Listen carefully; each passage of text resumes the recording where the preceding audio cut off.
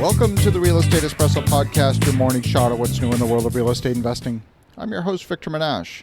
This month, for the entire month of October, I'm working from the beautiful center of ancient Rome. This is one of the richest cities in the world in terms of history that's been preserved.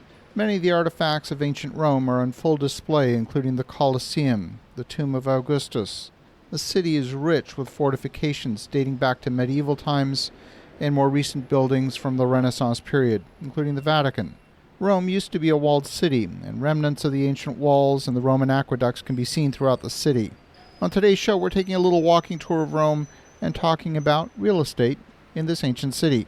We often think of major world cities like Rome, Paris, New York, London, Tokyo as the most expensive cities in the world, and a few of those cities rightly hold a title of having expensive real estate. But on a global basis, real estate in Rome is actually fairly inexpensive on a comparative basis. Like much of Italy, Rome faces economic challenges. The system of federal government is based on proportional representation. That means that in every federal election, the result is a coalition government involving several political parties. The result is often legislative gridlock. Very often, a coalition government results in a vote of no-confidence and the government falls. Even the most extreme elements of the political system have maintained a seat at the table and a voice in the national agenda. When you watch the news on TV, it's common to hear words like communism and fascism on a daily basis. We don't hear that typically in the US or Canada. The labor unions also have a very powerful voice at the political table. So what does that have to do with real estate? Well, salaries are pretty low in Italy by North American standards. There's been an erosion of purchasing power over the years. As a result, the general population in Italy can't afford to spend a lot on housing, so they don't. Now, the cost of construction in Italy is high, having more to do with the method of construction than anything else. Everything's made out of concrete and stone, which is much more labor-intensive than wood frame construction that's common in the US and Canada. The most expensive cities in Italy rent for about $1.50 a square foot on average. That's not very expensive by our standards. But you have to remember that even these low rents can represent a high proportion of a family's income. See, the cost of living in Europe is different than in North America.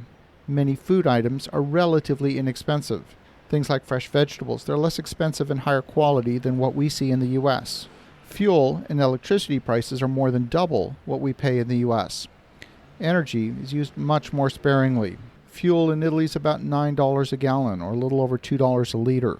On almost all goods and services, there's a consumption tax of 22%. That's a retail sales tax. Needless to say, anything like an automobile or a refrigerator is going to be way more expensive just because of the tax.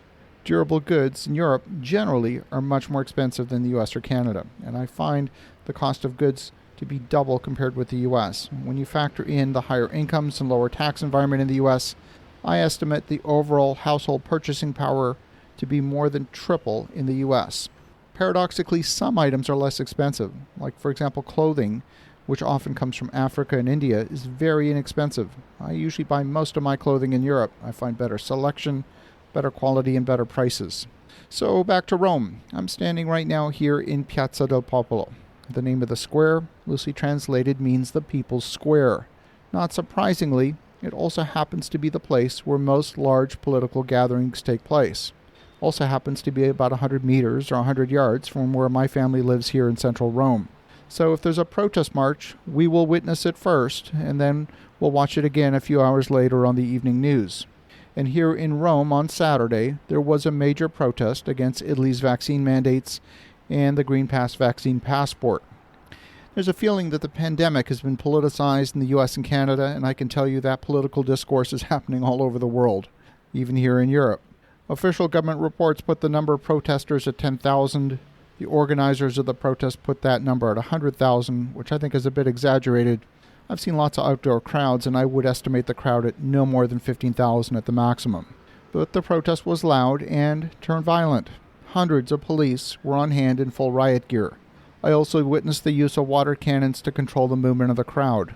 At one point in the afternoon protest, there were two very loud explosions, which I'm guessing were detonated by the police to disperse the crowd.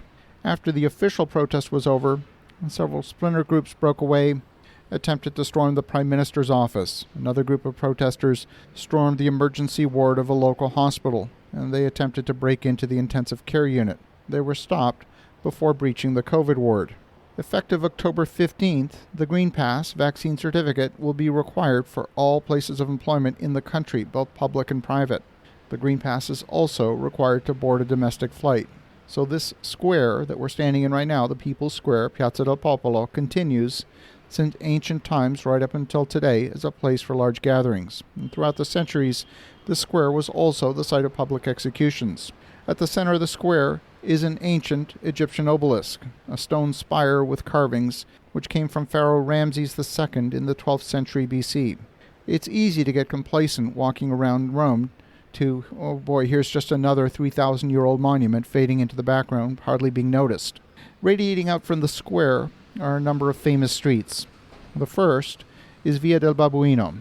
This takes you to the famous Spanish Steps. This is where my family used to have an antique shop about 1 block from the Spanish Steps. The second street is Via del Corso, which connects to Piazza Venezia, another of Rome's main squares. And the third is Via Ripetta, which takes you in the direction of the Pantheon and Piazza Navona. There's frankly too many sites to mention in this podcast. Running through the center of the city is the famous Tiber River. It was the major source of water for the city of Rome during the Roman Empire. Over the centuries, when buildings were demolished, they would level out the ground and build something new on top. And the result is that the elevation of the center of Rome is much higher than it was in ancient times. For example, the Pantheon, which has been standing for nearly 2,000 years, was originally commissioned by Emperor Augustus and rebuilt about 100 years later by Hadrian. In those days, you needed to walk up the hill to reach the Pantheon. Today, the level of the city has risen, is slightly higher than the Pantheon. You now actually walk downhill to reach the entrance of the chapel. With a few centuries buried beneath the city, the entire city is an archaeological site. The city, bordering the banks of the Tiber River, now stands about 50 feet above its original height. Getting around in central Rome consists of many pedestrian zones. The city's worked hard to eliminate traffic from the center part of the city. In these zones, electric rental scooters can be found on virtually every street corner. And while here, I've used them extensively if I'm in a hurry. A few streets are paved, and they're pretty good for a scooter. The majority of the streets are cobblestone streets and can definitely give your body a good shake and make your teeth chatter if you're not careful. Purchasing real estate in the center of Rome is a legally complex process, and if you think a title report is complex in North America, you haven't seen anything until you've seen one from here. It's very common to have layers and layers of bureaucracy that put restrictions on what you can do with a piece of real estate, including making modifications to the building itself, because many of these properties are considered historic properties. When it comes to purchasing real estate in the center of Rome, it's also not that expensive compared with the cost of construction. Often, these buildings sell for less than the cost of construction. The average sale price is around $250 per square foot, well below the cost of new construction. And that again points to the fact that salaries here in Europe are quite low by comparison to North America, and it makes real estate relatively unaffordable. For those investing in Italian real estate bringing money from the West, properties here can seem like a bargain. So that gives you a little bit of a glimpse on my trip to Rome this month. As you think about that, have an awesome rest of your day. Go make some great things happen. We'll talk to you again tomorrow.